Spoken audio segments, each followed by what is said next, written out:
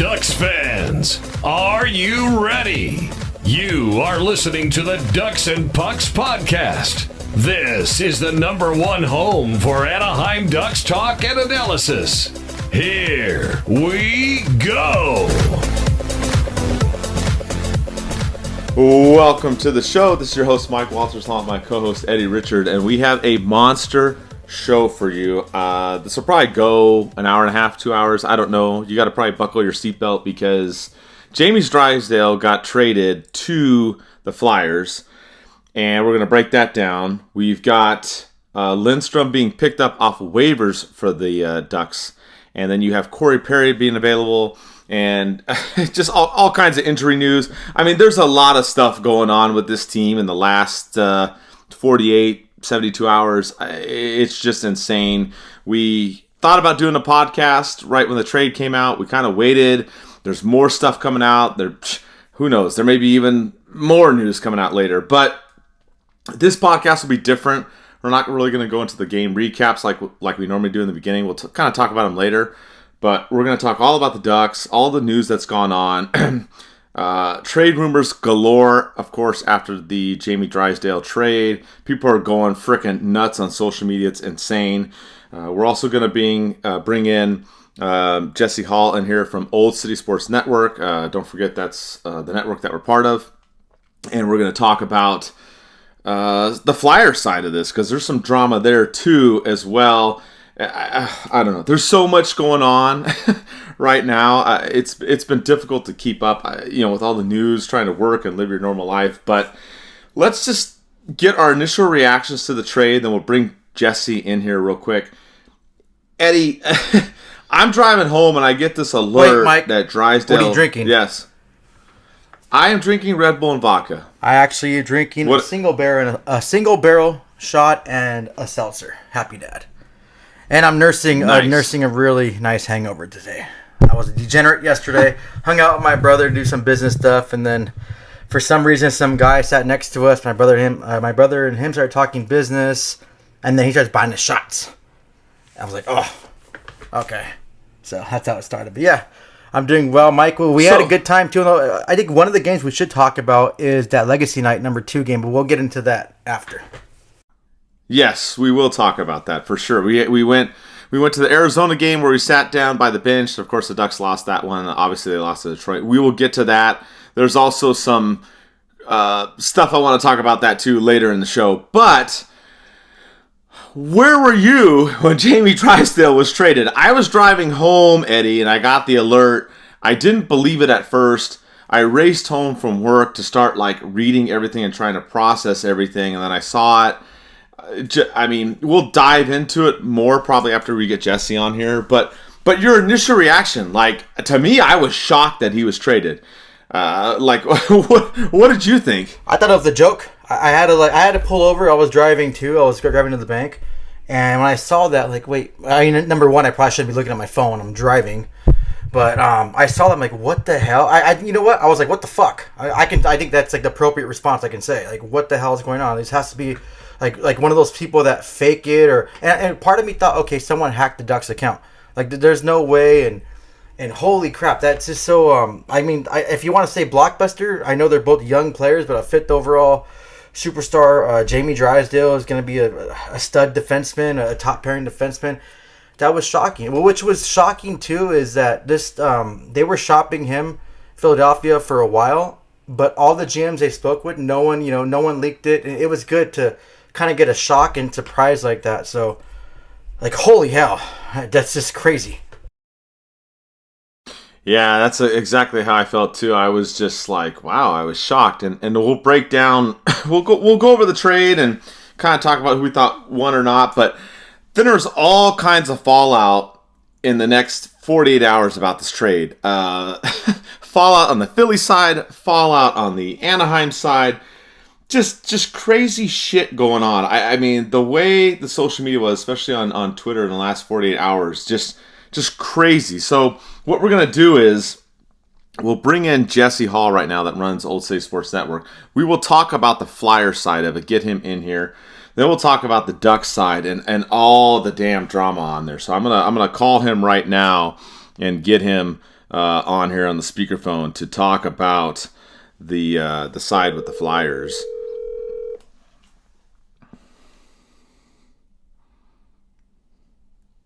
Hello. Hey, Jesse, how's it going, man? Hey, what's going on, guys? How you doing? Good. We got you on the show. We just kind of talked about how we were shocked about the trade going on between obviously your Flyers and our Ducks and whatnot, but just kind of wanted to get your initial thoughts, and then of course the whole Cutter situation as well.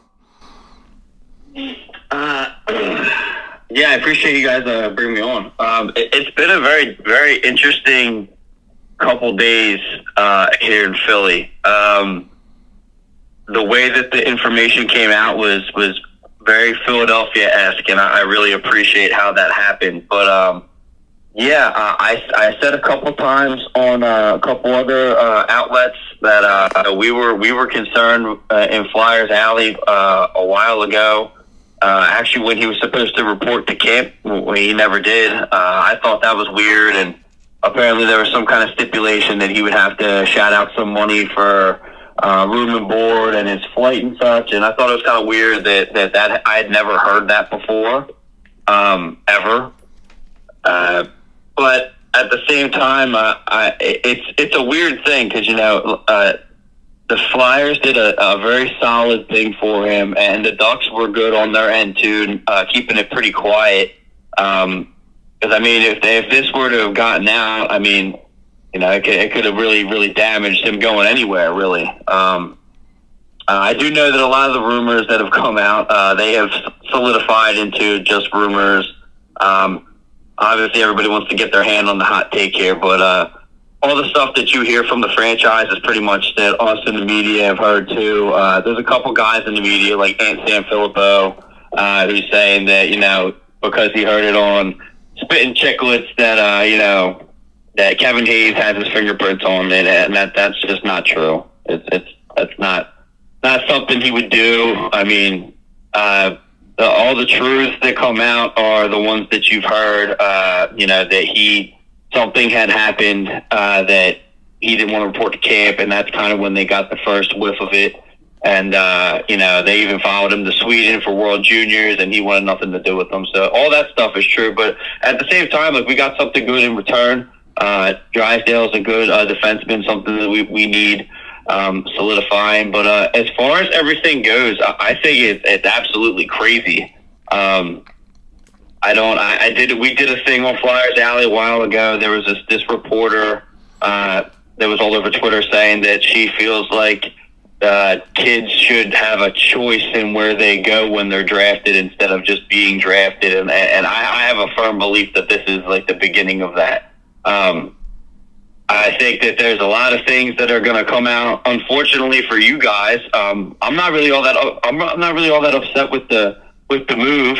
I just think that you're probably going to see some not so great things come out of. He's a great player, but I think you're going to see some, immaturity. And for someone his age and coming up through the ranks in hockey and having the winning goal and the World Juniors there, you'd think he'd be a little bit more mature about the way that he handles things, and not liking torts and not liking a rookie GM like Danny Briere. That doesn't really those aren't solid reasons for me personally to not want to join a franchise. So.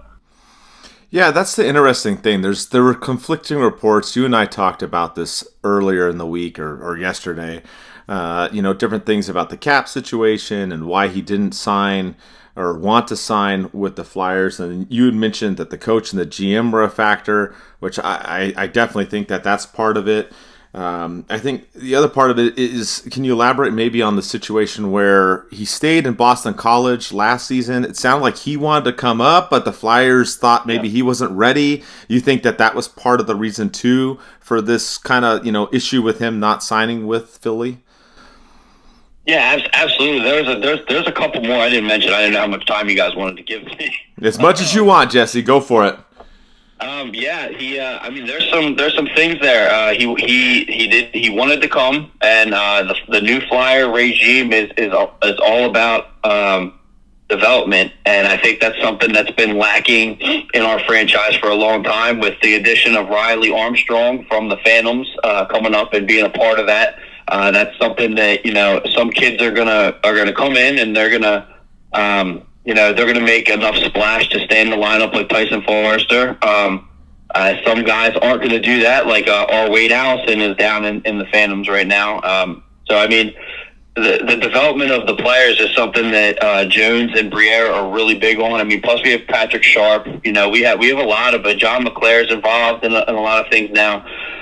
You're not going to get away with something with the Flyers right now with the organization if you're not ready. And it's for the safety of him. I mean, if Danny Briere and Keith Jones say you're not ready, you're not ready. And I think the fact of the matter that the Ducks kept things quiet for the most part speaks a lot of volumes for the respect that a lot of GMs have for those two organizational players with the Flyers. He wanted to play, and they didn't think he was ready. They told him to stay at BU, and he didn't like it. They also told him that he should. They asked him if he could maybe switch from wing to center, and he didn't like that. I mean, the most relevant, I guess you would say, it's definitely it definitely came out to be a truth. No one likes Camp Tortorella. I mean, that's just, we've seen it. I've seen it firsthand. I went to camp, and it's brutal. But at the same time, it plateaus out, and it weeds out the players that can play for Torts and the ones that can't. So I do think for a younger player in the way that the NHL and the juniors and I don't want to really say college hockey because I feel like there's a little bit of grit still there with college hockey. But as far as the way that these players are being brought up nowadays, I absolutely think that the Tortorella thing had a lot to do with his decision and not wanting to be put in that kind of grueling state to make the team, and that's something that's going to be. I feel like everybody should buckle up for the amount of that happening because I mean the game's getting softer, and it's not. I don't think it's changing anytime soon. So and then like I said, the Kevin Hayes thing. That's a guy in the media, Ant Sanfilippo. It's a rival pod for Flyers Alley, both in the media.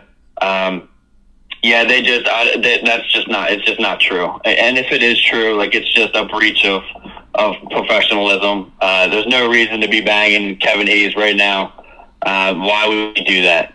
So it makes no sense. So. Awesome. Well, thanks for giving us the insight on the Philly side and coming on the show briefly to discuss this. We're gonna kind of break off and then go into our side on the Ducks. But thanks for coming on, Jesse. Thanks for having us on the Old City Sports Network. Yeah, thanks, Jesse. Yeah, absolutely. You guys have a good night, and I guess go Ducks. I don't know. Hey, you know what, Jesse? Go Drysdale. I was going to ask you. Probably not this Drysdale. season, but next season when I go catch a Philly game, can you let everyone know not to attack me? Like I'm pro hockey before anything, because I don't want to get my ass beat in Philly when I go watch a Ducks and Philly game. he actually just hung up. Oh, damn it. Yeah, he just hung up. But yeah, we'll tell him too as well. But you know what? I thought it was interesting some of the stuff that Jesse talked about in there because what's funny, Eddie, is you brought this up, and some people didn't talk about it. Really, is the whole Tortorella thing. And Jesse, he's got credentials with the Flyers. He goes to their practices, he's in the press box and all that stuff. And he was telling me that a big thing with some players is whether you like or hate Torts, he's a hard ass. And that was a factor in there. He also, mentioned on the phone, as you just heard, that, that they don't think that Gauthier is ready right now. And that he would have to wait till next season, which, that part, it seems like Verbeek's on the same page with that, because from the interviews on Duckstream and the other stuff we've seen out there, I mean, there's just tons of coverage on this. It sounds like He's going to play at Boston College until the end of the season. They're a decent team, the playoff team. It could get extended. Maybe he signs a entry-level contract at the end of the season and gets some games at the end. But sounds like he's not really going to be an impact with the Ducks next season. So I'm not really that surprised by that. Kind of what do you think? I mean, it sounds like maybe that was part of the issue. He also talked about the winger versus center thing. What do you think? Because part of it was Elliot Friedman said it was the cap space, and Jesse told me that wasn't really the big issue. That these other things he brought up were the issue. So what do you think with this information that Jesse's given us? Being a Flyer inside reporter. I mean, I can respect his decision of not wanting to play there. I mean, let's face it, hockey's getting softer. The world's getting softer. I can relate this to the military. Like when I went to the military, compared to the people that are going in now, they're not as tough as we were. And same thing could be said when I was in the military 10 years prior to that, I'm not as tough as they are. It's just the world's changing, and these players, they work their ass off to get to where they are right now, and they do a good job doing that, especially with USA Hockey and everything. But I mean, for you not to go because someone's gonna grind you to death. I mean, like Torts gets a bad name. He's an old school coach, but hearing a lot of interviews from former players, they always say one thing in common. He's always brought out the best hockey out of them. He just demands perfection. You're a professional athlete. You should just play like that day in and day out. If he grinds you, if he scratches you, look at Morgan Frost, and I forgot the other guy that got scratched or getting scratched tonight. He just demands that, and he brings out a certain kind of type of player, the best that you can bring. I think the only wrong thing that he did, the player, was I guess not just meet with them face to face and tell them what's going on, and also the agent and their statement about the privacy thing. I mean, I get it, mind your own business, like it's not our business, but you know what it is. You're a public figure. You chose to be a public figure. You're a professional hockey player. And I'm getting sick and tired of this whole sweeping things under the rug and us not knowing what's going on, because it leads to speculation. Look at the whole Corey Perry and Bedard's mom crap. That blew up because the Blackhawks once again did not go there and address the issue and just say what's going on. Same thing with this. Him and his agent should have been straight up. Hey, if you don't want to play for Torts, you're adult now. You're professional. You're going to be a professional hockey player soon. Just go and say it. Like, look, I think Torts and I are going to bump heads. I don't think he's a coach I can develop right. And just be honest. Like, you can respect that more. But, I mean, it's a big old shit show. Flyers fans are pissed off. Ducks fans are still in shock. There's nothing we can do now. The trade happened. It can't be rescinded. We can't, pinch ourselves or wake up from a bad dream. So we have to just hope for the best. We got a nice, beefy player that can produce points for us. So hopefully he develops well and becomes a big factor for the Ducks. Yeah, that's how I feel too. I think a lot of people were really, really shocked that it happened. And obviously you have the emotion in this too, of course. There's a lot of people that are, especially in Duck fan land. I mean, we're big fans of Jamie's Drysdale, and you're really upset that he got moved, and it's part of the business. I think this trade, I wrote about it in my article that I put out there if you didn't see it. And I really, dived into this, and I felt that it was a win-win for both. I'm not a big fan of giving out letter grades. Like, there's people out there that are like, oh, this was an A for the Ducks and, and a B+ for the Flyers. I don't really like to do that. Plus, when trades happen, you can't really fully evaluate a trade until, a couple years probably down the line. So, I'm just not a fan of this whole, I give them an A, I give them a B. I think that's just kind of, whatever. But in looking at this, both teams needed something here.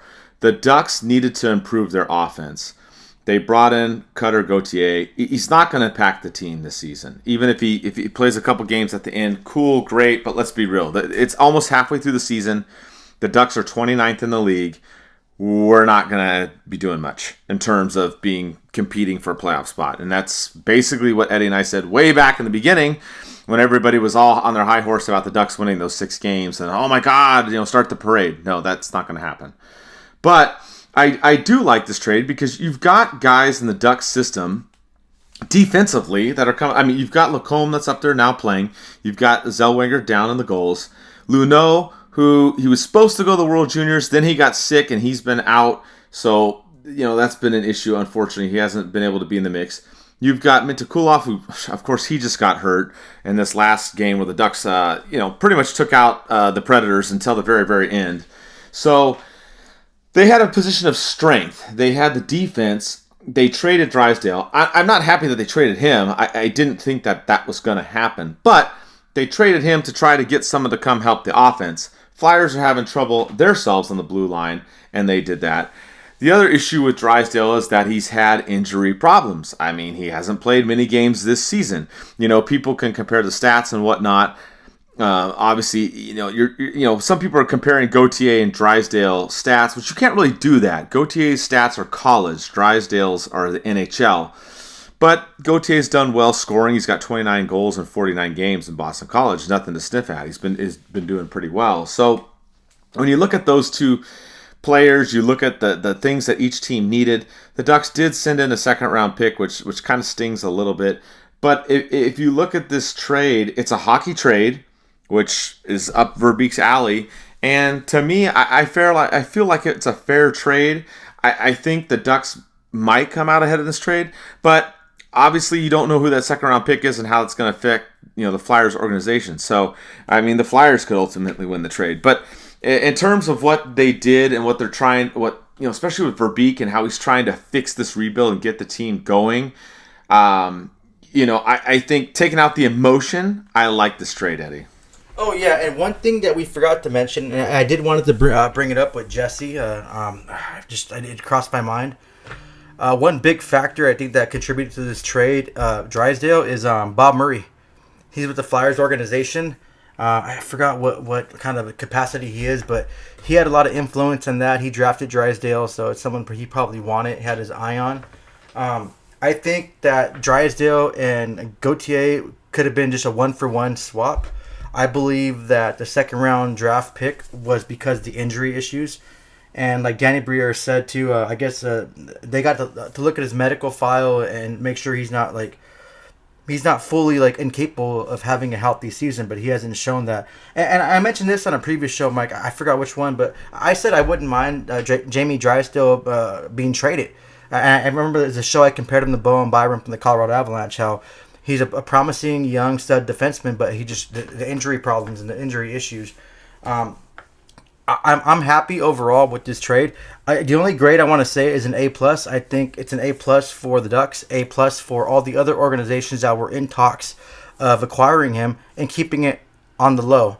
Because once that got out, his value would have dropped significantly, and the Flyers wouldn't have got what they got, and if that news would have got out. So I can give, like I said, Verbeek and the rest of the GMs that we're talking to the Flyers an A+ for keeping this under wraps and not just kind of throwing them under the bus and leaking this information for his value to drop. But I'm excited about this trade. I'm looking forward to him completing college, and you never know what kind of impact he can make. Look at Cale Makar.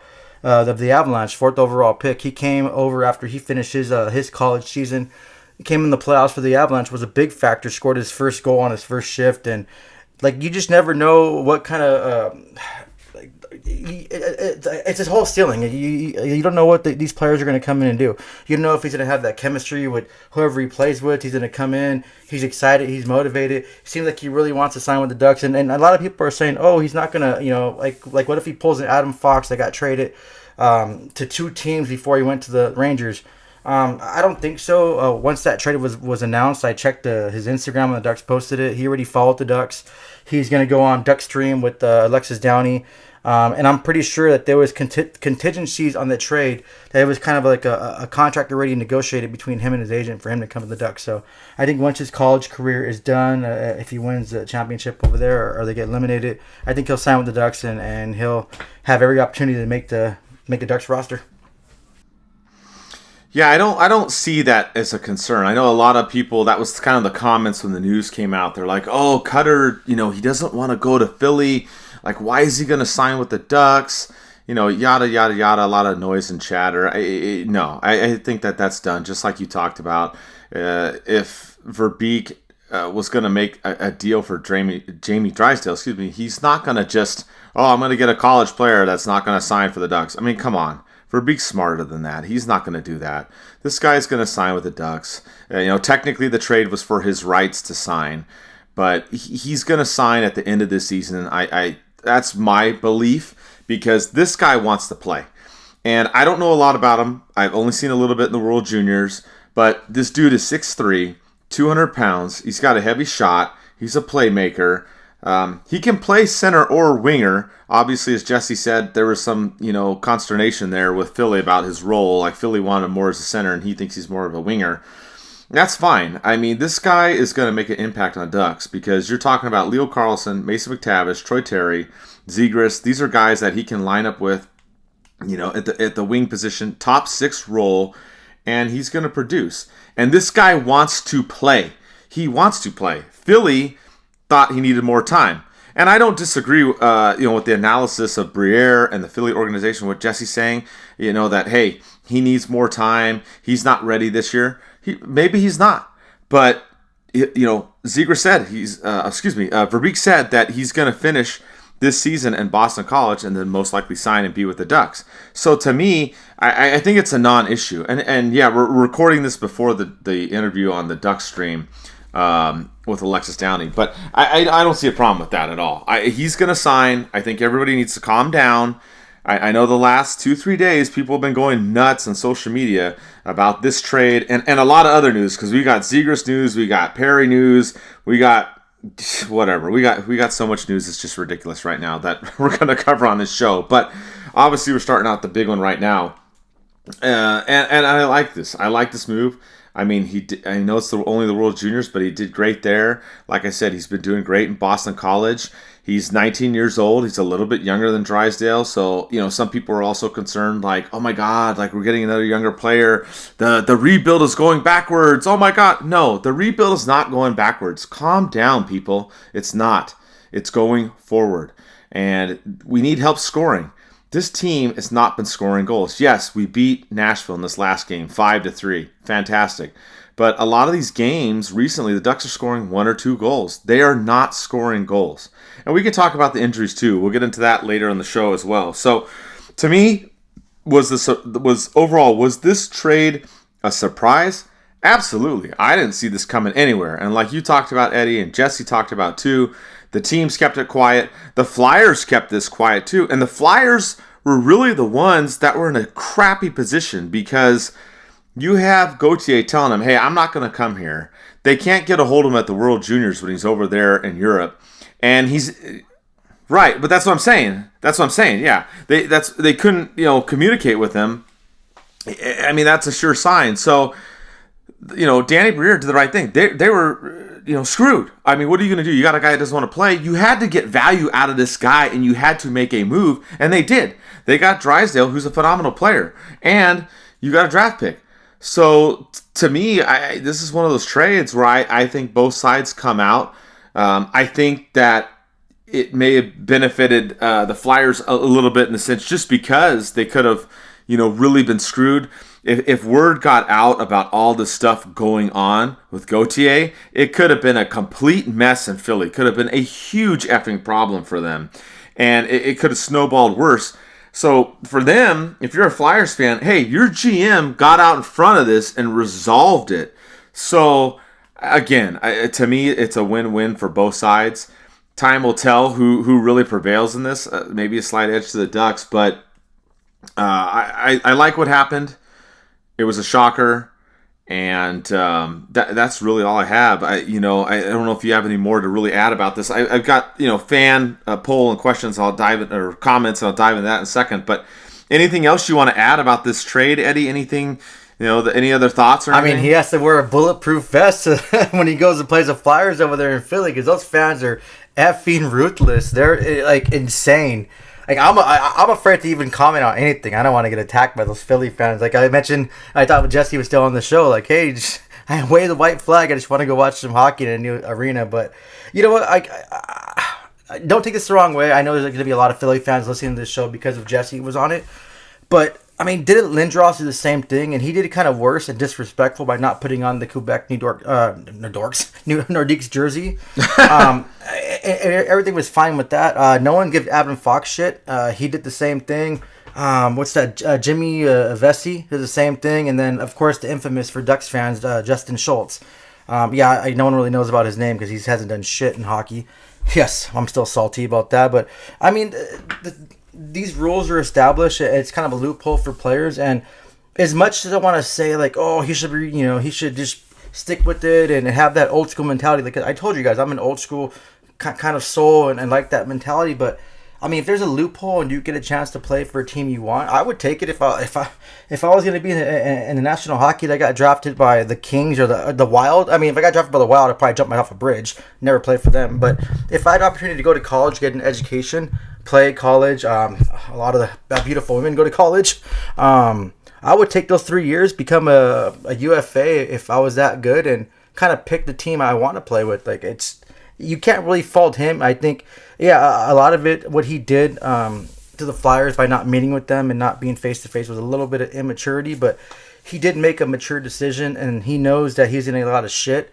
Look at Kevin Hayes, which you people, and I'm sorry, but you're fucking pathetic, and you guys are losers, threatening his life and saying they're glad his brother's dead over a stupid rumor on Spittin' Chicklets or whatever. I mean, you guys are disgusting people. You guys should just honestly jump off a freaking window head first. I can't believe that you guys would stoop that low over a kid, over a game. You're a fan, but I think this trade eventually, I think it's going to work out for both teams. I think Drysdale is going to thrive. He's probably more motivated than ever to kind of be like, hey, F you Ducks, so you guys didn't want me, look what I'm going to do. Look at Tony DeAngelo too. He was kind of infamous going to Philadelphia. He had a pretty decent season after Carolina, but then I guess Torts wore him down. Torts' comments too. We didn't talk about that. I don't know if you have that written down, Mike. Tortorella's comments, like, I don't know him from a hole in a wall or something like that, and I don't want to talk about him. And we want people that want to be here, which is true. And I like that statement. You want someone that wants to play here. My question is too, and we're gonna get into this later, but Zegras lost his boy, his best friend. So what's gonna happen then? I mean, I remember when Corey Perry almost left the Ducks when he had that best season and won the MVP that year. He was thinking of leaving the Ducks, but Getzlaf convinced him to stay. That bond and that friendship goes a long way. So all these rumors swirling around with Zegras, how is he feeling, and what's going to happen later down the road when that bridge deal is over? Yeah, and I have a little bit on that, but I'm gonna save that till later about what's going on with the Zegras thing, because we're gonna talk about that. That's a whole nother. We're gonna dive into that, and there's just so much going on in this show. We're gonna dive into that, but yeah, you're right. Torts was basically saying, you didn't know Cutter like from a hole in the ground. He wanted to talk about Drysdale. That's kind of his deal. That's we know how Torts is. Torts is Torts. That's what he's gonna say, but. We asked you guys, and I kind of waited a day after the trade to see what people thought. I put out a poll on Twitter to see what the fans thought, and it's funny, I put out approve, disapprove, and time will tell. Maybe I should have taken the time will tell out because it kind of is an escape out of it. But 54% of you said that you approved of the trade. Only 8% said you disapproved, and 39% said time will tell. I asked for some stuff on Instagram, questions and comments, and a lot of you replied. I'll go with some of the comments. We had PORCG said good trade for the future. Clancy Shriver said top 6 is looking pretty good here in a year or two. Peter PABZZ says I like it. We can't score. All we're doing is skating around and passing. M Loomy says yes. W. So a lot of you are happy with this, after, I guess, getting over the initial shock, which is how I felt and how Eddie felt. And that's where we're at. And I think that, the part of him not talking to the team, kind of hiding out maybe a little bit, if you will, maybe that is a little bit of a lack of maturity, is something to monitor. But again, like I said, if Verbeek reached out to Briere and they talked, well, obviously they did, and they put this together and worked it out. I mean, I don't see this as an issue of him coming to the team. I'm sure he's going to go on Duckstream and be happy to talk about this team, coming to Anaheim and whatnot. I don't see this an issue. In terms of how it's going to help the team, I think it's going to help the team a lot. I mean, Verbeek's going for size. That's what he got. I like Drysdale, two-way defenseman. A little bit of offensive upside, but we've got a pipeline of other guys that can come up, and I like how Lacombe has been playing this season. Luneau has been playing well as too. and I think that it's a trade that in the end, I think everybody will be happy for. I don't see there, is a reason to be upset. I agree with you too. I think whenever he goes back into place in Philly, which is probably next season, Flyer fans are going to be upset. Philly fans, they're tough, man, and you saw a lot of the broadcast media over there slamming Gauthier, right or wrong, however you want to take it. But I mean, they have their opinions, and that's how they're going to feel. And yeah, I don't know. Maybe he'll thrive under those kind of conditions or not. I don't know, but I think it's going to work out. I think it will. Looking at this and looking at the issues, and Jesse giving us some insight as to why he didn't sign over there. Wasn't a big fan probably of Tortorella. I wouldn't be surprised about that. But I really think the big issue is where the Flyers want him to play and when they want him to play. And I think he wanted to play wing. He wanted to play sooner. And I think the Flyers wanted center and wanted later. So I think that was a big part of the problem there, is why it didn't work out.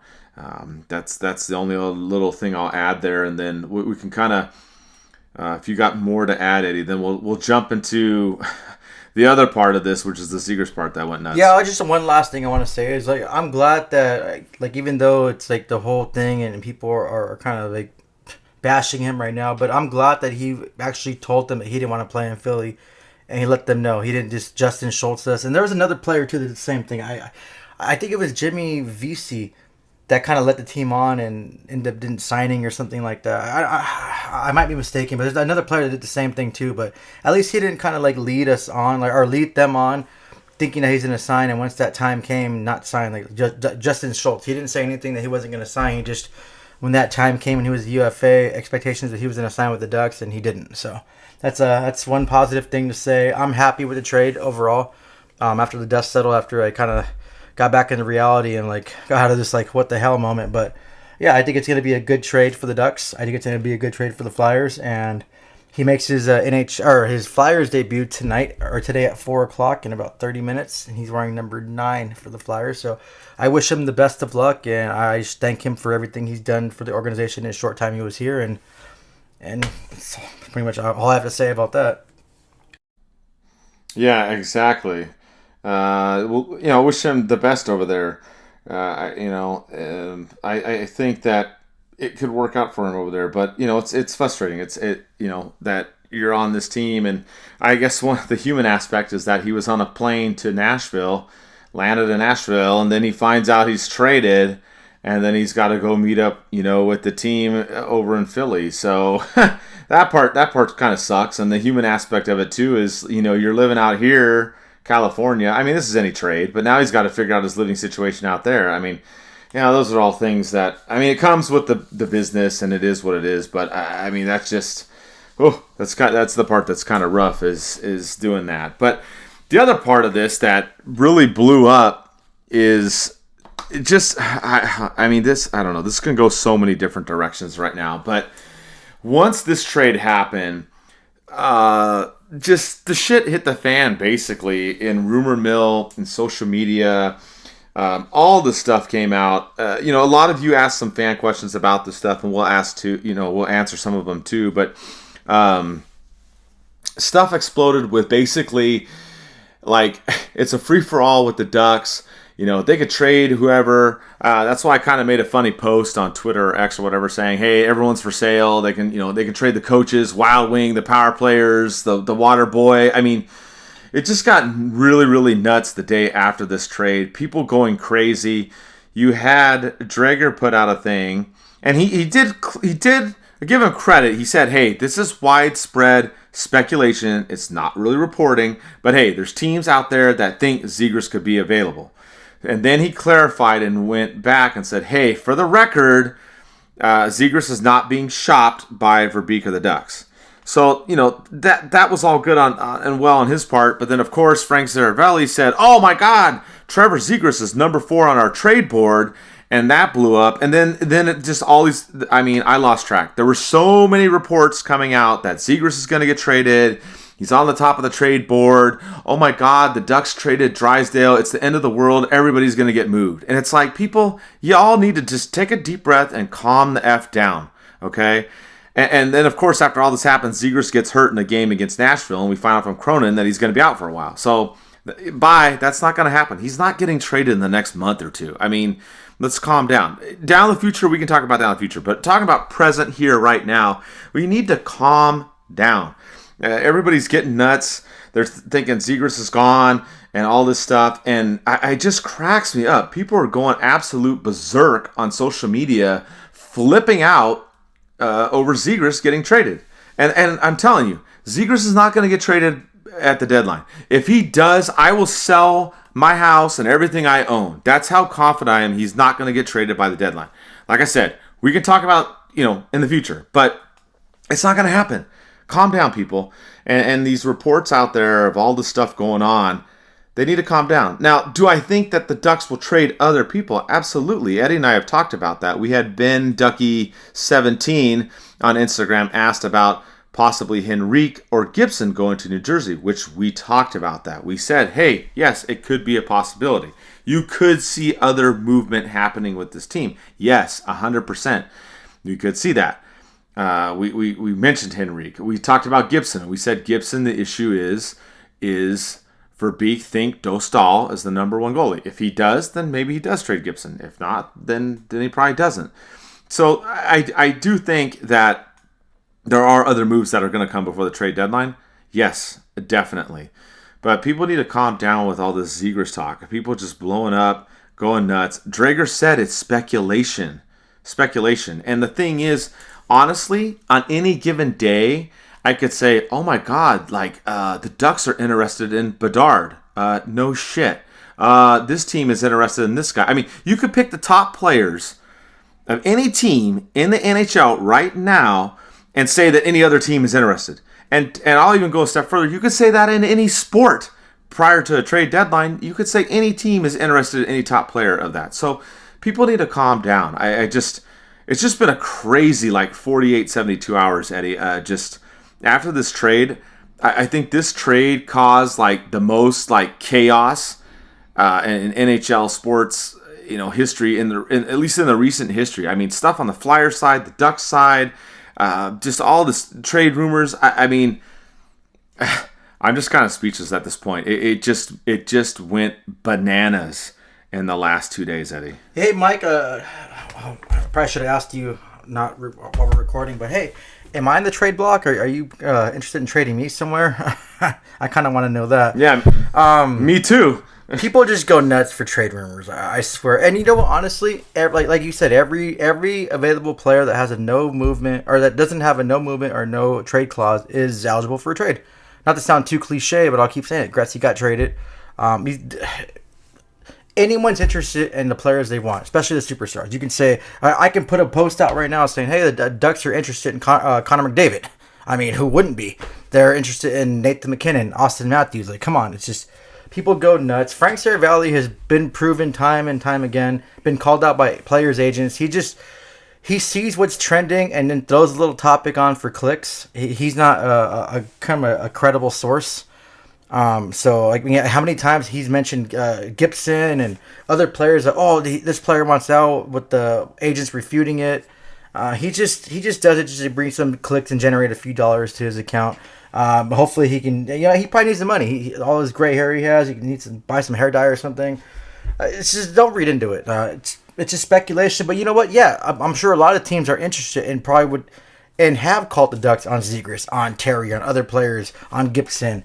That's business. That's nature. You want to trade and get assets. You want to build your team better. You see a player that might click with you. I'm sure Bob Murray is talking at the Flyers organization to bring in more players that he drafted and he's seen with the Ducks. That's the way it goes. It's called business. It's never going to stop. But blowing out a proportion like that, it's just dumb, and people flip out, and then people posting it like it's their own source. Come on, you guys, get a life. It's not going to happen. If it does happen, then I'll happily take Mike's house from him, and he can give it to me and stuff like that. But it's not going to happen. Come on, not right now, of course. Right, yeah, and that's my thing. Everybody's freaking out right now, getting kind of nuts about this, and then you have that game against Nashville, and Zegras gets hurt right in the beginning.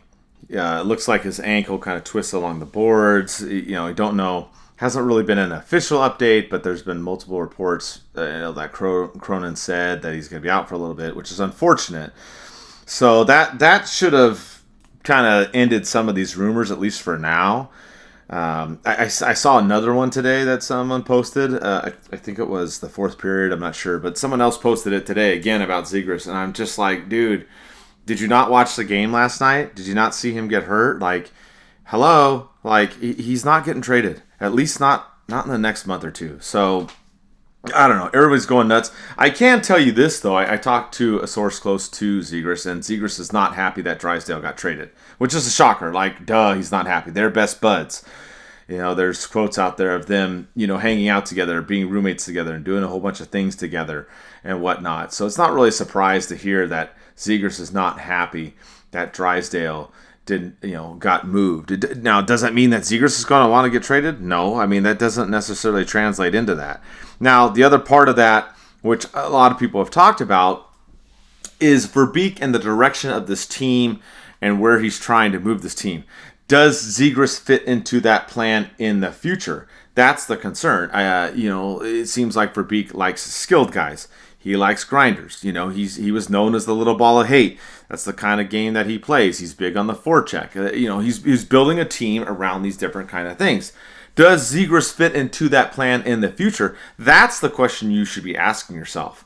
Once you answer that question, then we can talk about whether or not he's going to be traded. Is he too flashy? Is he not gritty enough? Is he not enough of a two-way player? Those kind of things. I think he's gotten better. I think, to me, Zegras has gotten more mature. We saw when he screwed up in the Toronto game in the overtime, which, I watched that live with Drysdale setting the record for 55 saves in a regular season game, which was amazing. And he turned over the puck in the overtime, threw it basically right back to Toronto, and then Matthews scored the game-winning goal. But you saw Zegras go up to Drysdale after the end and say, hey, you were the best player. Basically, I screwed up. So I've seen him getting mature. I think he's gotten better defensively and as a two-way player. I think he's gotten more in that style that Verbeek is looking for. So that's what you got to look at, is this direction of the team that Verbeek is taking it forward to, the way that he's molding this team. Are these players the ones that he wants in there or not? And that's why I also think maybe he traded Drysdale. Maybe he didn't want as much of a two-way defenseman. Maybe he wants more of a stay-home at defenseman. There's different things to look at. How is he building up this team? You also have the pipeline of other guys like we talked about earlier in the show. So he had a position of strength to deal that trade with Drysdale and make that move. So that's more what I would focus on. I wouldn't just focus on, oh my God, they traded, Zegras' best friend, or they traded Drysdale and the sky's falling and everybody's going to get moved. I wouldn't look at that. I would try to sit there and see, okay, how do these players fit in the plan with the Ducks? And that's the big thing. And I think that's why when Vinducky17 asked about Gibson and Henrique, we talked about that. I think Henrique is one that definitely can get moved. Could he get sent back to New Jersey where he played before? Absolutely. Could Gibson get sent because the goalie situation for the Devils sucks? Yeah, he probably could. But I do think whatever trades, we have another question here too, by DPREUSS06, the same thing. Is Rico on the block? Do we unload him? That's a big concern for most of you guys. I think a lot of it is he's going to try to work on the offense. The Ducks' offense has been rough. They're at the very bottom of the league in terms of scoring goals. They've lost a lot of one-goal games. That's been a concern. In terms of defense, I think that they should bring up more players. Bring up Zellweger. Let him play a few games. They brought up Haig recently as well. Luneau's kind of a question mark because he's sick and got an infection. They're trying to figure out where he's at. But, there's a lot going on with this team. They're going to make some more noise in terms of trades in the next month or so before the trade deadline. But just calm down with the Zegras thing. It's not going to happen. Yeah, it sucks on the player, too. It's like you just lost your best friend to a trade. I know it's kind of an emotional time for both players, especially if you're on a plane to Nashville, playing cards, shooting the shit, doing whatever, and then all of a sudden you get that phone call or the coach comes up to you like, hey, unfortunately, once we land, you need to contact Nashville or answer your phone from Nashville, you've been traded. So a lot of emotions. People just blew this out of proportion. I think they just wanted more speculation. They wanted more things to happen. Like, what did Bob Murray say? Like, keep throwing spaghetti at the wall to see if it sticks. That's one of my favorite quotes from him. Just relax, people. Ducks at this point, and we knew it's going to happen. I know a lot of you had false hopes during that winning streak, but Ducks are going to be sellers at the trade deadline. And it's really possible that Henrique goes. I mean, can you see Henrique fitting into the plans 2 years from now when the Ducks are actually ready to compete and make the playoffs? Is he going to be part of that you want, a third or fourth liner? Who knows? Not sure. I love him on the team. I would hate for him to go because he's a great player. I like him. But, I mean, if we can get some assets in return, build up our prospect pool, and really just grind up and get ready for the future, that's more important. More important is winning a lot of games, potential Stanley Cup, and going there than winning a couple games here and there this season when it's already kind of a pretty much lock from the beginning. And I said it too, and a lot of people said I was just being, I guess, negative and then the faith in my team. But I knew from what we saw, the product and how this team was last season, and people just thought it was a complete 180. You're going to turn around and kind of be like the St. Louis Blues when they just had that amazing run and won the Stanley Cup. It's like Cinderella stories in sports. It happens once in a while, but I didn't see that happening with the Ducks. So let's just be patient. Stop with the rumors. Stop feeding these useless people that want to just get clicks and just make a few bucks off your likes and retweets and comments and stuff like that. And just focus on what we have right now. And I mean, like I said, Zegras is injured, so let's focus on him getting healthy, him building his game. He's having a rocky season, but he did mature more in a two-way player, which I like to see. He's getting in those kind of dirty areas and zones he normally wouldn't get into. So I do like that. He's just improving his game, and he's gonna be a factor. And it's just he's not gonna go anywhere anytime soon. Once that 3-year deal is up, we'll see what's gonna happen from there. If he, like you said, Mike, a good point you hit on. If he's part of the Ducks' long-term future to be that guy, to be a factor when this team wants to go compete for Stanley Cup. So wait and see. But as of right now, just stop kind of stop feeding the clicks for these wannabe people that just want the extra dollars. Yeah, and it's gone nuts. Like you said, it's been crazy on social media. But we, kind of glad we waited. We were going to record sooner, but there's been more Duck news too as well with this team. You had Gustav Lindstrom that the Ducks picked up off waivers. A guy that had played in Detroit previously and had a connection with Verbeek, a right-handed defenseman, 6'2", 6'3", about 200 pounds. So they got a replacement there too as well. I would like to see some of these guys get called up and play some games from the minors, but with the Ducks being 29th in the league, basically being at the top of the waiver wire, they picked up Lindstrom, and I think he's going to fit into the team and play pretty well. I mean, you've got a guy that is a bigger size than Drysdale, a guy that can move the puck.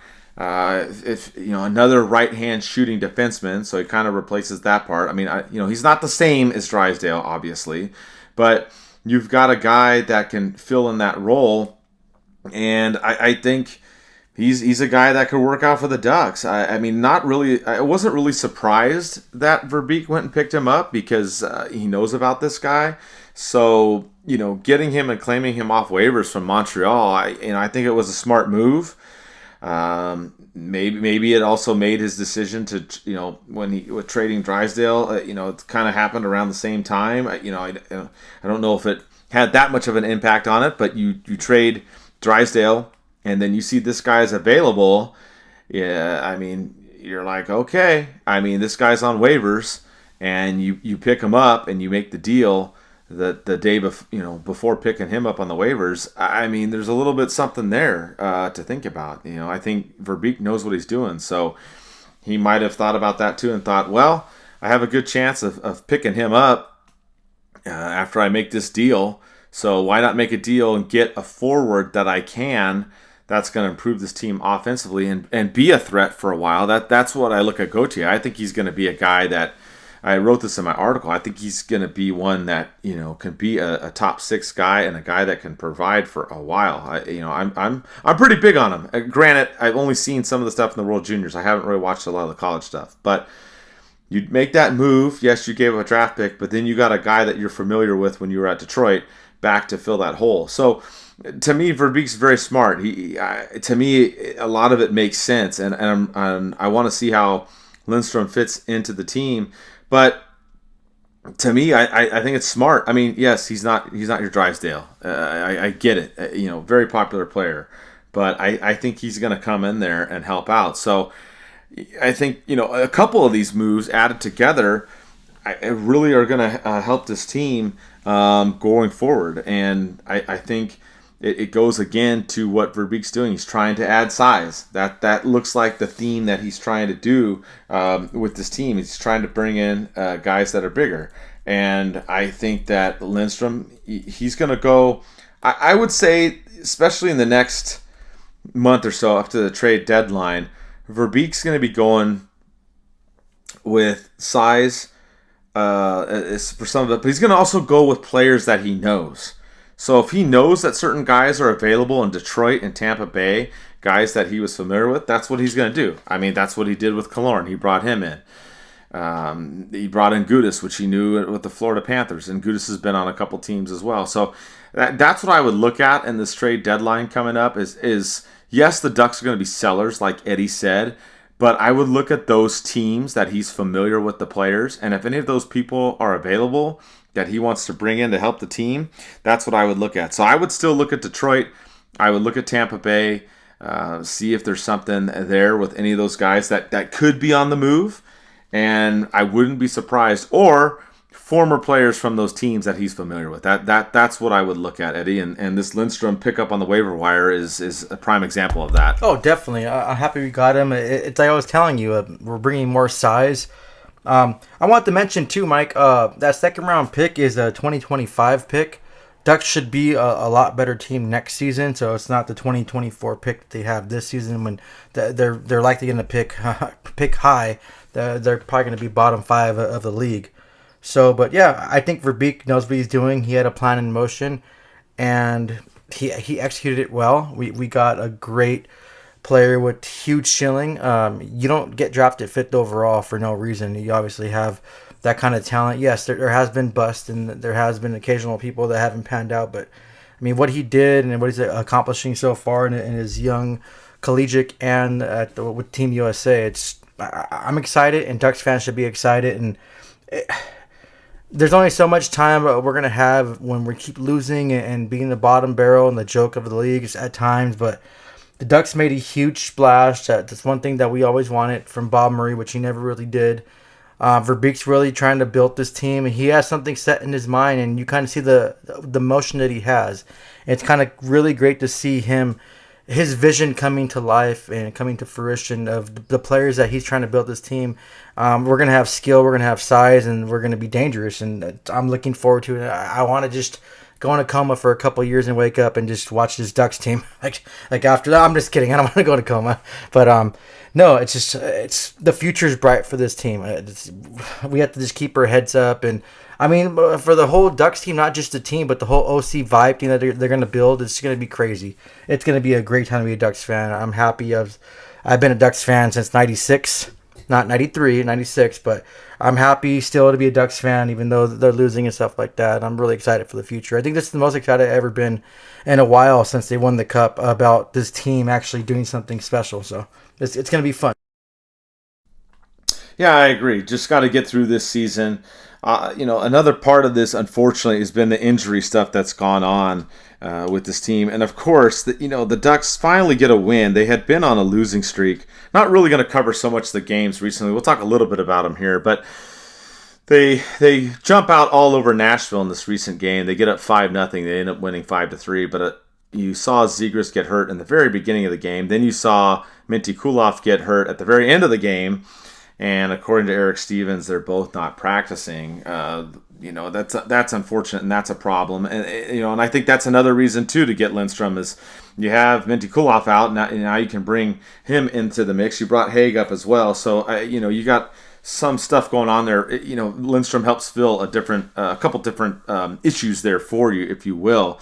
The good news is from the Swedish news we had that Carlson can be back soon, might even be playing coming this weekend, which is a miracle because originally it sounded like he was going to be out 4 to 6 weeks. If he comes back this weekend, it's about 3 weeks. So you're looking at getting him back. So it's been a rough season for this team. I don't like to blame the performance on ice on injuries, but Eddie and I always talk about consistency, getting the lines together and whatnot. And it's been rough. You haven't had all your guys this year. You had Terry that was out. You had McTavish was out. Obviously Zegras, Drysdale, they're out. You had Kaloran that didn't even start at the beginning of the season. Carlson in and out. I mean, it just, the list goes on and on with this team. But that's kind of where we're at with the injury stuff lately. And, if they can get back Carlson, that would be huge. Minty Kulov, it didn't look that bad at the end of the game against Nashville, but Zegras was concerning. The way he fell with his skates and the boards there with his ankle, that did not look good. So that's another part to monitor. It's just kind of what's been going on with the injuries with this team. But the Ducks had a really good game against Nashville, and hopefully they can continue that on the road trip. The homestand was just a disaster. Eddie and I went to a couple of these games, and it didn't really work out for us so well. They weren't winning these games. We ended up sitting down behind the benches in roost seats in the Arizona game. The Ducks did not score. Then we went to the Detroit game on Legacy Night, which was all great till the end, but the Ducks ended up losing that one 3-2, which we can kind of dive into some of that. I think there's some things that the league needs to look at with the rules and whatnot. But I wasn't happy with the way that the game against Detroit went. There's 2 goal calls, not one, that went against them in that game, and I just did not like how that went. I think that there's some things that they need to look at. But the theme with the Ducks lately, if you notice in these games, is they're starting to score first. After they lost to Arizona and the Oilers, these games, Toronto, Winnipeg, Detroit, they're scoring first. Nashville, they're scoring first. They're getting out there. They're getting these leads. They're having decent first periods, but then it seems like they just kind of fade away in the middle or the end of the second period, and they fade away in the third. So earlier in the season, the issue with the team was they couldn't score early on, right? We were always coming back. We had to come back, and we had all those great comebacks in the beginning. Then we stopped coming back, and then now it's hey, we're getting early leads, but now we can't hold them. So that's a problem that we got to look at with the team, and then also special teams. Special teams has kind of been iffy now lately. They're not as bad as they've been in the past, but you've seen some of the things going on here with the team, and they're not able to always kill off the penalties. They're not necessarily scoring on the power play here and there. So you've got a bunch of different things going on with this team. To me, it's still a work in progress. Is kind of where we're at. I would like to see them, score first and then keep on, pushing. Like that's what they did in this game against Nashville. I mean, they took it to them, and I mean, they scored 3 in the first, 1 in the second, and then another early in the third. They did kind of, I guess, let off the gas, you'd say, at the end, and you had Nashville get those 3 goals in the final 8-9 minutes. But I think that's kind of where the team is right now. They're still trying to figure out the chemistry. The injuries aren't helping. They've shifted now. They're able to start scoring early in the game, but not so much later in the game. And that's kind of what I've seen lately. I don't know kind of what your take is on how the Ducks have played in the last week or so, Eddie. That game in Nashville, they in the first, oh my God, that was nuts. You know what's funny too, Mike? Every time I had to go to the restroom and came back, another goal was scored or a fight. I'm like, damn it. And I'm over here coming back from the restroom screaming, yeah, loud as I can. And one guy comes up to me, I thought he was going to talk shit. He's like, hey, you're a Ducks fan, huh? I'm obviously, dude. He was cool, was talking to me. Like I said, I hung out with my brother last night, so that was really nice. And we got to watch the Ducks game. A place called Heroes in Ontario. I want to give them a shout out. It was a really cool little establishment. We went to a bar, restaurant. It was fun. That was a good game they played. I wanted to, you mentioned Eric Stevens. I wanted to give a shout out to him. He was really, it's the first time I met him personally, and I followed his work for years. He's one of my favorite writers. I love his work. He was so humble, and he was so nice. It's amazing how humble of a guy he is, especially how good of a writer and respected a media member that he is. So that was cool. I was going to wait to bring this up toward the end of the show, but since we're talking about the Ducks games, that Legacy Night, Mike, I want to thank you. You bought me that ticket for my birthday. I really appreciate that. And then meeting Teemu Selanne again, and then we had a good conversation. I had a conversation with him about my dad, and he DM'd me last year when my dad passed away, and wanted to make sure if I was okay, if I needed anything. He was really cool, so I talked to him about that. And I mean, Selanne and I had a good conversation for a little bit, Mike. He was just really caring, and it was just amazing. The whole Legacy Night was cool.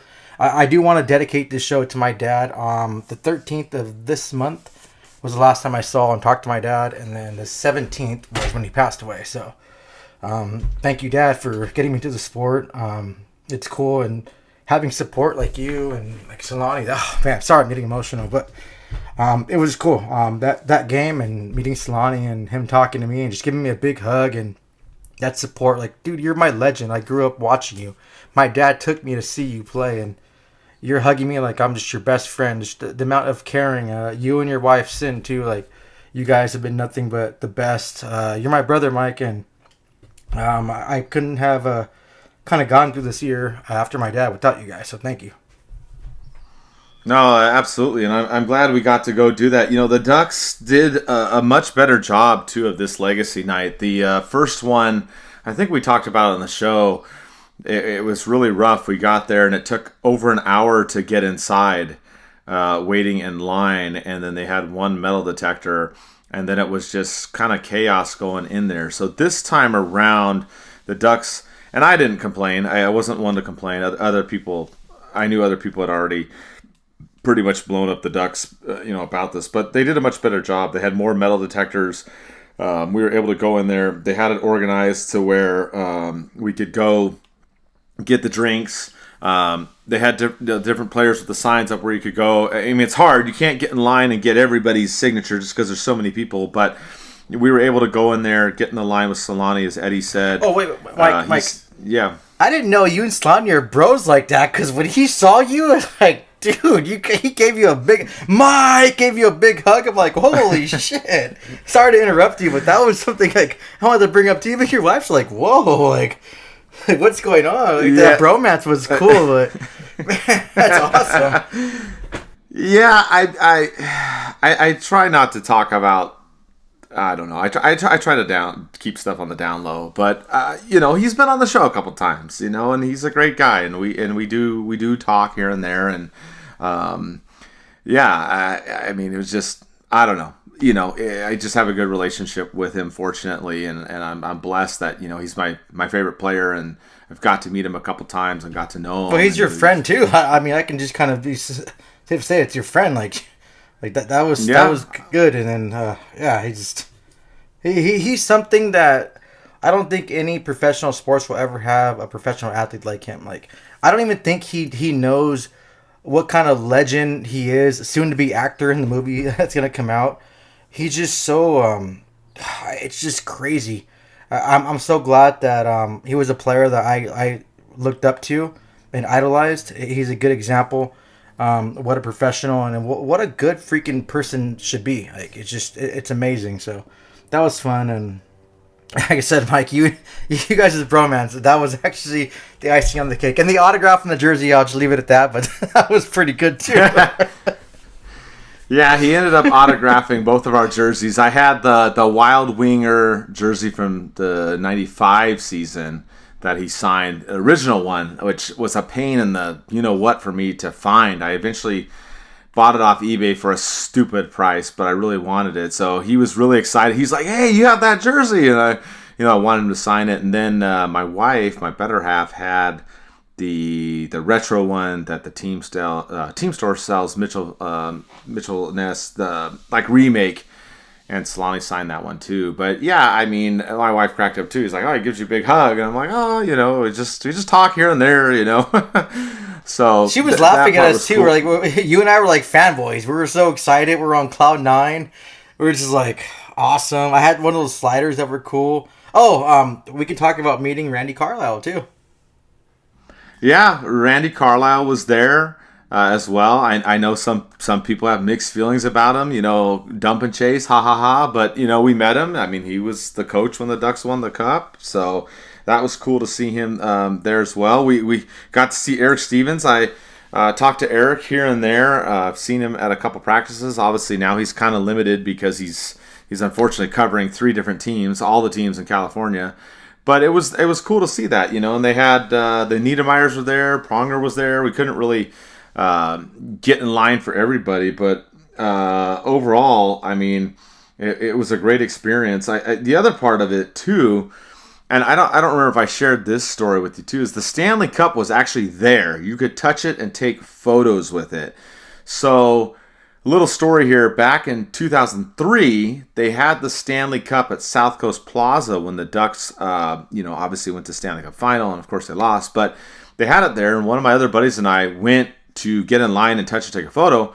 Well, we waited in line close to 3 hours, and by the time we got to the front, they said time was up, and they took the cup away. So I never got to touch it. I never got a photo with it, and I was super bummed. So, fast forward 20 plus years later, and here we are, get a chance to actually touch it and take a photo. So that also put me on cloud 9 too for that game as well, because I'd seen it before. I mean, I saw it when the Ducks won the cup. I was at that game, but 17,000 other fans saw it too at that game. I never got to take a photo with it and get up close. So that was something that was very, very cool that day. In addition to seeing Carlisle and Stevens and Temu and everybody else. I mean, it was just it's a great experience. And the Ducks, you guys listened to the people and their criticism from the first one. The Ducks did a great job and made it a much more better organized event this time around. So they'll have one more in April. So I'm looking forward to it. Oh yeah, I'll be there too. Oh, we forgot to mention too. The DJ, what's his name? Jojo. Oh, we had a good conversation with Tim. He just exuberates, and he's so passionate about Ducks hockey. He loves what we do, just kind of like, and what everyone does to promote Ducks hockey, and that's what it's all about. Whatever podcast you listen to or whoever you follow, doesn't matter as long as we're promoting Ducks hockey, and that was his whole emphasis in it, and that was really great to hear and have that kind of that positive interaction. He's really enthusiastic, and he does a great job with the Anaheim Ducks. I think he's. I can safe to say he's not on the trade block. I think he's he's safe. He's untouchable, like Leo Carlson. But yeah, it was an overall great experience. Besides the Ducks loss, I mean, I didn't really care the Ducks loss. I was just in cloud 9, being there. That was my first Legacy one. I was in Colorado when they had that first Legacy night, so this is like my first one attending. I'm looking forward to going with you again, Mike, at the April one from the 2003 to 2013. So I'm just kind of curious what players are going to be there. I guess on the next podcast we can go through a list of the Ducks legends that were from 2003 till 2013, or no, 2013 to 2023. There we go. And then we can just kind of spitball and see who's going to be there and see who we want there. I think that'd be fun. I mentioned one thing, and your wife would agree too. I think Jonas Hiller would be a good one to come in and we can see him again. He was great when he played with the Ducks. Unfortunately, the All-Star game, which I hate the All-Star game. I think it's just the league should just get rid of it. But he got hurt and never kind of came back from that vertical he suffered during that game. But yeah, it was that was probably the best thing that I could experience of this year, Mike. So it was fun. And we finally talked about too the Arizona game. We had our little 60 minutes of fame being right there behind the Ducks bench, courtesy of Ruth. Sold us those tickets. That was a fun experience to kind of see that. Of course, Mike and I go. The Ducks get shut out again. Was not happy. I got super, super lit, and I kept going to the restroom. The usher in that section was funny. He said next time he'll bring a porta potty for me to put it on that row. That was awesome. It was good fun. I took a picture at the end. I saw my eye looking the other way. I'm like, damn it. But yeah, I did the responsible thing. I always, like I said, I don't drink and drive, so I called an Uber. It was I had a $25 credit and a 20% off, so my ride was really cheap. Mike, thank you for offering me to stay at your house. But I mean, after the intoxication level that night, I wanted to just be home and wake up hungover in my bed. But you know what? Despite what the Ducks have this season, I think this is a really fun season. I'm looking forward to it. I know 2023 was rough, obviously for me and a lot of people. And I think to start of 2024, minus the blowing up drama, what happened with the trades and stuff, I think it's going good so far. And who knows what's going to happen next. I know Toronto Maple Leafs fans, we didn't talk about this, Mike. I know they were pissed off. And they're gunning for Philadelphia fans and Anaheim Ducks fans. They're pissed off because they took steam off of them signing Nylander to the 8-year max contract. So they were upset about that. Well, you know what? That just reminded me too. You also had the Toronto Sun that said, the Leafs beat the no-name goalie on the Ducks, and then that started a whole big thing too. Like I mean, come on, dude. Like, you're gonna write your title as a no-name goalie. Like, that's just, I don't know, man. It just rubbed me the wrong way. It rubbed a lot of people the wrong way. There was that drama too, and then they doubled down too because the Ducks social media called them out. And then they put out another article saying, the Ducks social media called us out. I'm like, oh my God, amateur hour at the Toronto Sun. You know what was funny and surprising? The Toronto Maple Leafs fans were jumping on their shit, talking shit to them. I was like, holy crap. And you don't want to F with, I already said the F word in the beginning of the show, so I can't say it again. You don't want to duck with Toronto and their fans in Canada. They were, this isn't our paper. No one likes them. Blah, blah, blah. They don't know what's going on. And it's just like, holy crap. They were going at them more than Ducks fans and the Ducks were. But I'm glad that the Ducks social media, whoever's running the social media team now, credit to you. You guys are being awesome. Keep doing what you're doing. I don't know if you listen to the show or not. But you guys are freaking amazing. And I'm glad you called them out, as they should. A no-name goalie. You guys barely beat a no-name goalie. He made 55 saves. Like, come on, guys. Like, be better than that. But you know what? You guys will be bumped out. And you can write an article about how the Leafs got bumped out in the first, second round again. Spending that much money on 3 players, max contracts. You guys aren't going to go anywhere. Come on. But you know what? No, I'm sorry about that, Toronto fans. If you do listen to this show, I'm just being salty about the Toronto Sun. I shouldn't take it on you guys. I do wish you guys the best of luck. Austin Matthews is a phenomenal player. I do think that some of the players should have taken a little bit of a pay cut. It's going to be hard for you guys on the back end and defense, but goaltending. But to each his own. Good luck. But thank you for having our back, and thank you for jumping on that Toronto Sun and kind of calling out their disgusting and despicable article. I wish I would have got the name of the. I don't want to call him a writer. Whoever put that article out, you guys are freaking classless and losers. Well, the funny part, too, was the rebuttal article didn't have the author in it. So those Toronto fans probably blew him the hell up. They did. That's what happened. They said that. They said the person wasn't on there. The person wasn't on there that replied. So not only did they double down and go back and attack the Ducks, like I think they put their tweet or whatever in there, and then we're like, oh yeah, we pissed them off. Then, I mean, you do that and then you hide and don't put your name on the article. I mean, wow. I just like, that's just completely unprofessional. But yeah, there was drama with that too. There are a lot of crazy stuff going on this last week, especially with the Ducks, man. Just crazy stuff. The other part of this, I wanted to mention this too, before we kind of wrap up here. We're getting closer to the end. But, that Detroit game, I did not like the way that game went with the 2 goals against the Ducks. I really, the one that upset me more, I think a lot of people were really upset at the game-winning goal with a minute to go because they thought it was kicked in and then they said it wasn't. If you look at it, it actually looks like it hits a stick after the skate and then goes in.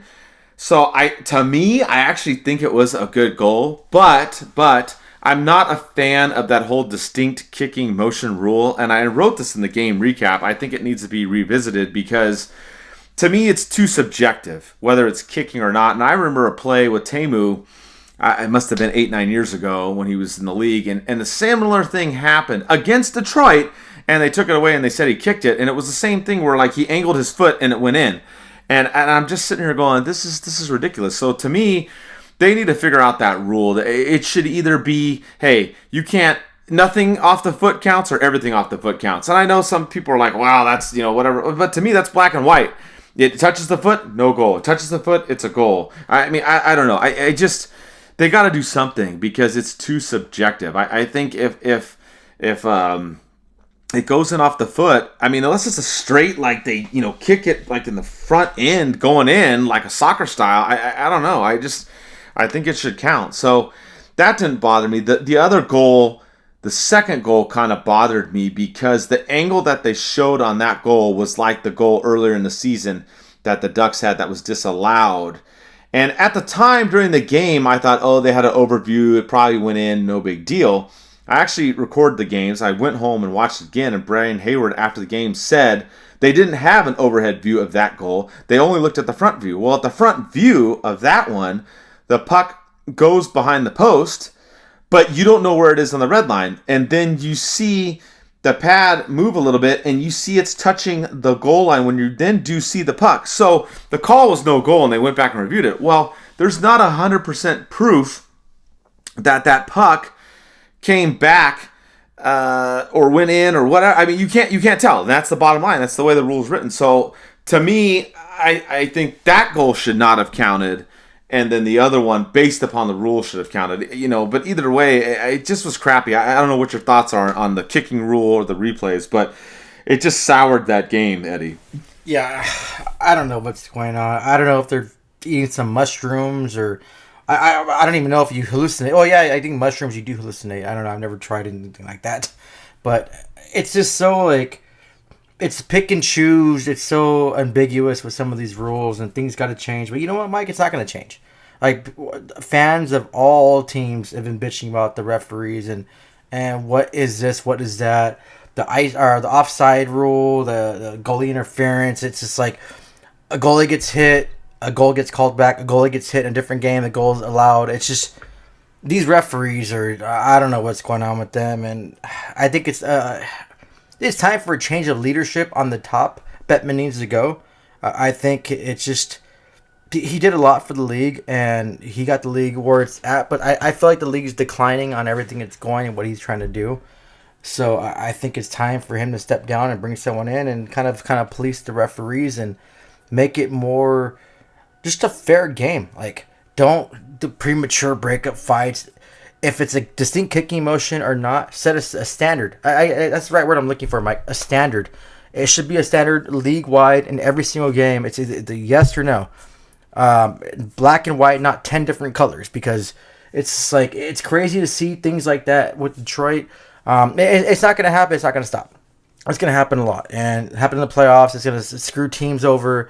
It's just nuts. So, I mean, we can't really, I guess there's nothing we can do besides bitch about it. And I'll bitch about it every show. I don't care. You guys know me. You guys have listened to me for a while. So I'll keep bitching about them.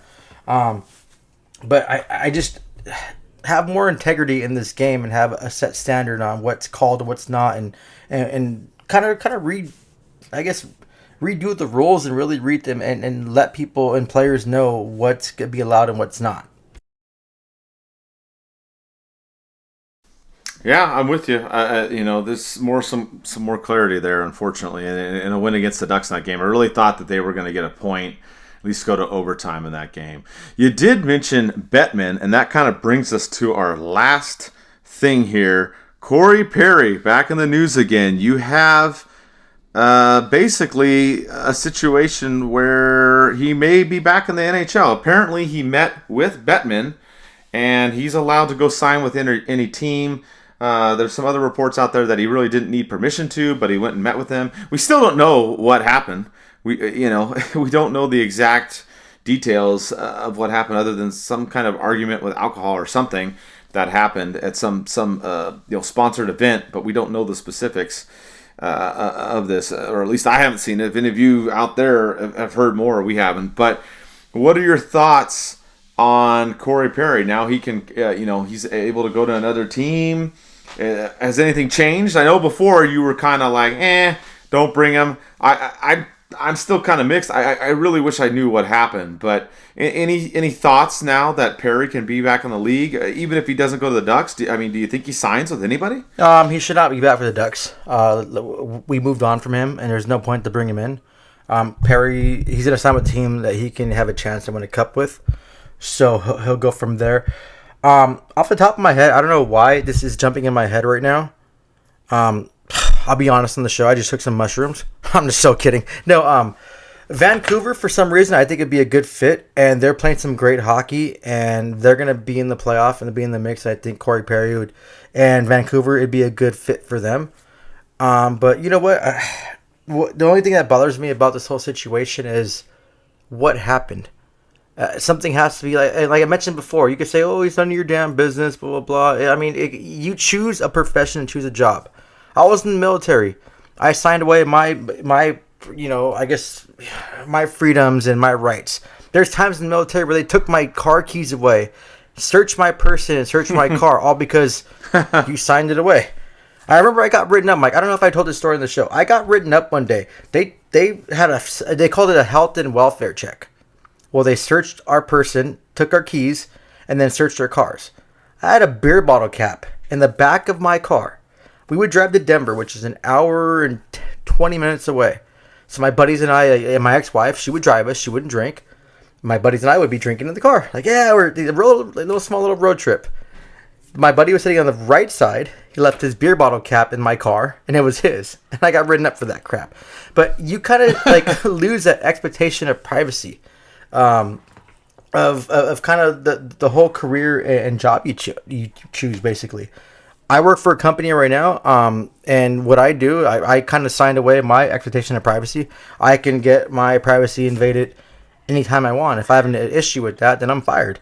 I think it's fair with these professional athletes, including celebrities and everything like that. Something like this is going on, especially the NHL has had an infamous history about hiding certain things, the hazing that went on with junior hockey players, and they swept under the rug. It's like, just say it. You got drunk at a party and said some dumb crap you shouldn't have said or did something. Okay, own up to it. Like anyone who's ever had too much to drink, and I think a lot of people that actually drink, a good 8 out of 10 people probably had one of those nights where like, oh, I regret doing that. Hey, I'm sorry I acted this way. I've had that numerous times. Mike, I'm sure you've had it too. A lot of our listeners, you guys had it. Just say it. And it looks really bad and horrible that the Blackhawks didn't say anything with the history they had and the promise that they're going to be open and say everything that's going on. Personally, I think that it should be out in the open and aired out before he signs with the team. I think that the league has a responsibility to let people know what's going on because the speculation still goes on. You still have these little idiots saying Bedard's mom, he was groping a girl, or he was trying to be being inappropriate with the woman. I have read one thing, racist things. Let's not get into that discussion, but just say it. Say what happened and just move from there. Okay, hey, he had an incident where he had too much to drink, and sometimes our emotions kind of reflect sometimes when we're drinking, and that's it. But yeah, it's good. He's gonna get back in the league. I think he's gonna be with the team that needs that bottom six kind of player that wants to just cause havoc in front of the net. And like I said, for some reason, Vancouver popped in my mind that he can. A good possibility he can sign there and help them. My question to you, Mike, number one, what team do you think he'll sign with or will sign him? Number two, do you think he'll be invited to Legacy Night number 3? Yeah, I wondered about that. Some people brought that up at Legacy Night 2, and they were, talking about will he be at Legacy Night 3? And I mean, I'm like, I don't know. I got to look at the schedule and see. It also depends on what team he signs with. Well, if he signs with a team, right, we don't know what that schedule will be. So that's kind of a factor. If he doesn't sign with a team, then I would say why not? They got to bring Getzlaf back too. I would think. You mentioned Hiller. Hiller was another one of my wife's favorite players on the Ducks too. So I know if Hiller came back, she would be ecstatic. Because that's another one she likes. Just like she likes Gudas, that's another one of her big players. Well, Selanne will be back too. He was part of that decade. So he has to be He's back. all the decades. I know. Yeah, Selanne's part of all the decades. You know what, Mike, duck it. The Ducks should sign Selanne right now. Have him play. Let's do it. That'd be awesome. Hey, they need a captain. Let's just go. Oh, don't get me started on the captain thing. Oh, yeah. Okay, we'll save that. We'll save that for the... But, yeah, I think you're right. He's definitely going to try to go to a contending team. I mean, he was at Chicago, obviously with the Ducks for a while. He's kind of moved around. I don't know. Maybe he tries to be closer to home and be in a Canadian team.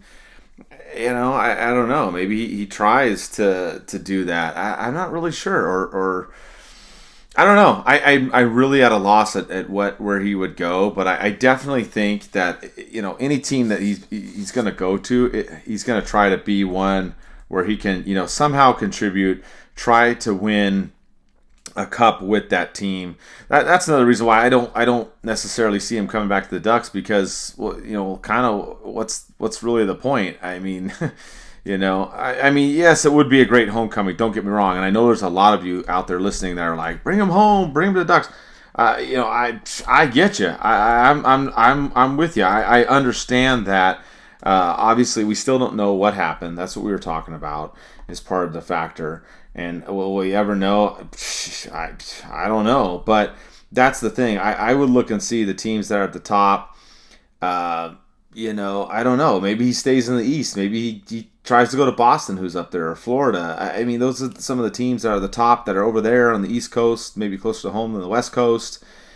It's just, I don't know. I really don't know where he could go, but it's got to be one of those teams that's going to be, I wouldn't say on the borderline of being in the playoffs. It's got to be one of those teams that's up there. That's what I would think. That'd be my guess. Yeah. So my question to you, Mike. Yeah. Do you think, or number one, do you want Perry to be there for Legacy Night number 3? And do you think fans would accept? Well, I mean, a lot of fans will, but the whole infamous situation in Chicago, do you think the fans would accept him being part of that Legacy Night number 3? And do you think he deserves to be there? Yeah, absolutely. I don't think whatever happened in Chicago has nothing to do with his tenure at the Ducks. It has nothing to do with that, and we don't know. But it's nothing with Anaheim, so I think he should be there for the third one. If he's like we said, if he's not playing on another team during that weekend and he can make it, I absolutely do. I have no issue with Perry being back and there in that form for the Legacy Night. I don't see an issue with it, Eddie, unless we find out something between now and April. I'm okay with it. Yeah. Another thing I'm gonna say, and probably if I'm right, this is gonna be breaking news for our show. But do you think Getzlaf's gonna have his number retired at Legacy Night number 3? He got drafted in 2003. It's 20 years. Legacy Night. It'd be a big surprise for fans. I know it's not logical because I know the Ducks and they want to promote it more to make more money, but wouldn't that be something really unique and a great surprise if they surprised fans and had his number retired, which he deserves his number retired. Getzlaf is, I want to say, I don't know if you agree or not, probably the third best player in Anaheim Ducks history. Probably, no disrespect to Korea or anything, but I think he's probably one of the best captains in Ducks history. Wouldn't that be a great treat for the 20 years after he got signed? I know he's retired already, but 20 years he got drafted, that he just like, hey, surprise, his number's at the rafters, or announce it during Legacy Night number 3. I don't know. I have a feeling like something like that will happen. So if it does, then we're breaking it right now on this show. I think so. I actually talked to Getzlaf before the season, and I actually asked him about that because I had other people ask me the same question that you did. Not necessarily Legacy Night, but they, I had other people hitting me up going, "Hey, are they going to retire his jersey this year?" So I just straight up asked him. I said, "Hey, Getz, what's the word, man? Are they going to retire your jersey this year?" And he goes, "They haven't said anything to me. I don't know." And granted, he could be saying that because he can't say it. I mean, obviously there's that part of it too. You don't know, but he said he didn't know if they would.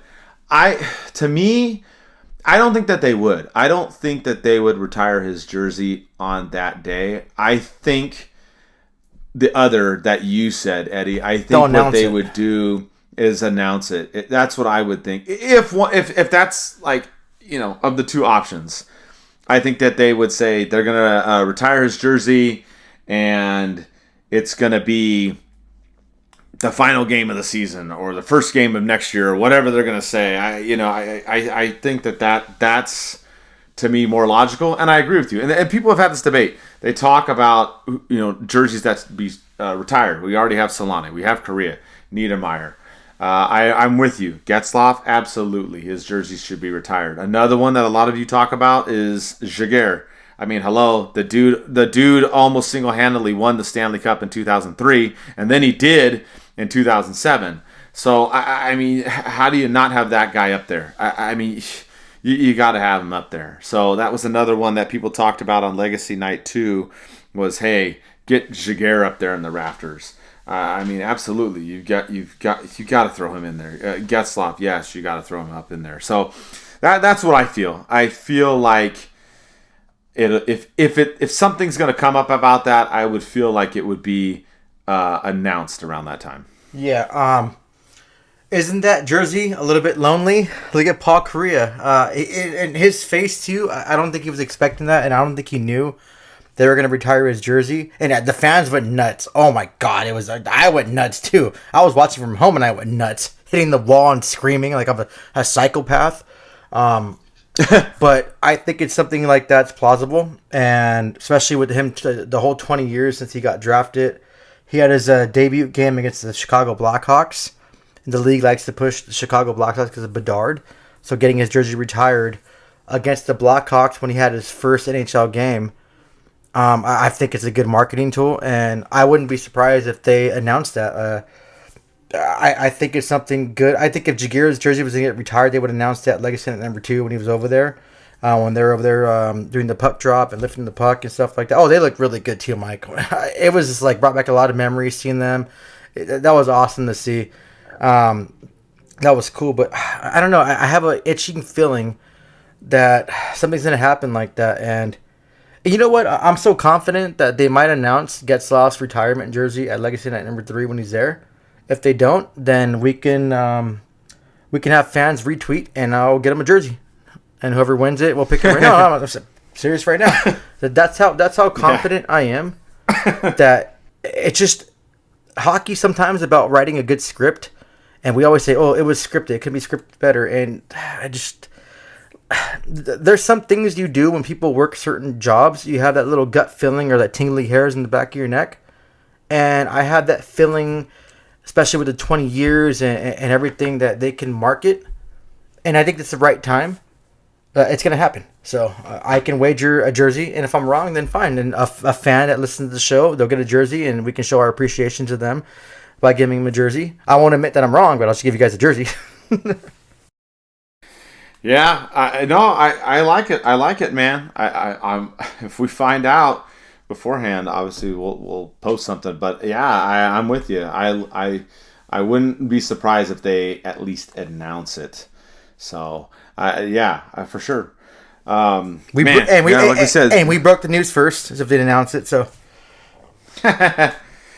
Well, like we said, this was going to be a monster podcast. This is one of our longest ones. We actually held off, which was good because there was more news that came out because that's the standard for us. We put out a podcast and almost within 24 to 48 hours news comes out. So we waited and we had the waiver news of Lindstrom and obviously the news with Perry and the injury news, a little bit of updates with Minty Kuloff and Zegras. And Carlson hearing that he could be back sooner. So kind of worked out for us to wait on doing this podcast. Plenty to talk about. Just kind of wrap up here. The last thing I wanted to mention was some of our sponsors were, part of the Old City Sports Network. There's outlawbeer.com. Check them out. I guess it's a really good beer that Jesse mentioned. So go on there and check them out. Also, we've talked about the beef jerky, righteousfelon.com. Check them out. You can get a 15% discount with OCSN code. And then check out everything else in the description box. So I'll have all that in there. And yes, the one last thing that I've forgotten, Eddie texted me, but is that even though Cutter was not part of the Ducks at the time, the Team USA did win gold at the World Juniors. And if you're unsure about Cutter and his abilities, go back and watch some of those games. He did terrific in the World Juniors, Eddie. Oh, yeah. Watching highlights, his shot. One thing that I was kind of weird about, Swedish fans were all pissed off about how Team USA was, I guess, over celebrating, and I think I forgot which one player, Ryan Leonard, I believe. He or something Leonard, I don't know if his first name's Ryan, blew a little kiss to Sweden. But I mean, I think the last time they won gold or some crap like that, or they beat a team, they scored in 20 years. Well, no, I think they beat a team and they scored an empty net goal and they went crazy. You had that one kid, Elias Anderson, I want to say, the Kings right now. I totally forgot, but he threw his medal after he won and kind of disrespected that whole thing for his team because he was upset. When they got silver. But yeah, it's like everyone's all pissed off at the Americans because they want to celebrate. You know what? Fuck you, F you guys. They worked hard. They had a stacked team. I listened to Spit Chicklets podcast with that prospect Will Smith, and he was talking about how Team USA development is really vigorous. It's like a military boot camp, and how hard they work those kids, and they worked their ass off. It's good to see USA thriving. I mean, yes, we know this is Canadian sport.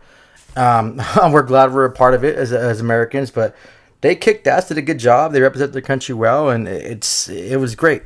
One thing, too, I forgot to mention, and I'll bring it up, the Women's Professional Hockey League. Mike, I was watching some highlights, and those girls hit more than the NHL. I thought they weren't supposed to hit, but apparently they can hit against the boards. Oh, my God. Awesome hockey. Hockey's growing more, and it's fun to see, so that's awesome. But, yeah, congratulations to USA winning the gold. And hopefully we get some kind of Olympics going on with the USA or the World Cup, Mike. That's what I want to talk about, too. I forgot. Why can't we get a World Cup again? That Team North America, which I'm still trying to find that jersey. So if you guys can find that for me, send me a link because I really want that Team North America jersey. That'd be something fun to watch. Yeah, I'm with you. All of it, I mean, the more is better, in my opinion. So if they do a World Cup again, that's great. Olympics is great. The Women's League in hockey is fantastic. Any of that stuff. I mean, just keep on growing the sport. And that's the key. And that's what I like because I always feel like hockey is, at least in the USA area, is always behind baseball, basketball, football. I feel like it's always like a distant, fourth place. I feel like it's so tough to try to become a top 3 sport, at least in the United States. I mean, obviously in Canada, it's a different story, and a couple other countries. But here in the U.S., it's tough. So all of that stuff's good. I welcome all of it, and I think that it's all good. And yeah, congrats to Team USA. It's funny to see, end up that Cutter Gauthier, wins the gold, and now he's on the team. And yeah, the celebrations and stuff. I mean, these guys are 18. Like, calm down. Like, 18, 19, 17, whatever. Like, whatever. Like, relax. I just, calm down. So, but, yeah, we have a lot of good things coming. We'll have, Eddie's going to be going to Florida. He's going to see the Ducks out there. He's going to, post about that and stuff in the next week. Leo Carlson, too, Mike, you forgot to mention.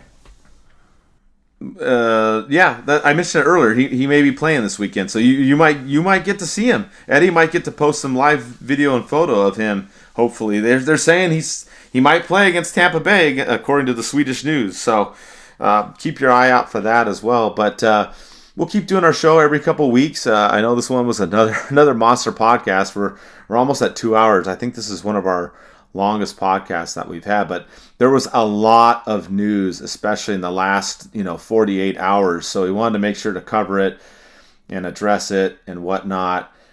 Just a lot of stuff going on. We just didn't even get to really the games that much, or really wasn't a point to discuss it because there was so much going on with this team. But unless another earth-shattering thing happens, we'll be back in a couple weeks and we'll talk more about the Ducks. So with that, thanks for supporting us, and let's go Ducks.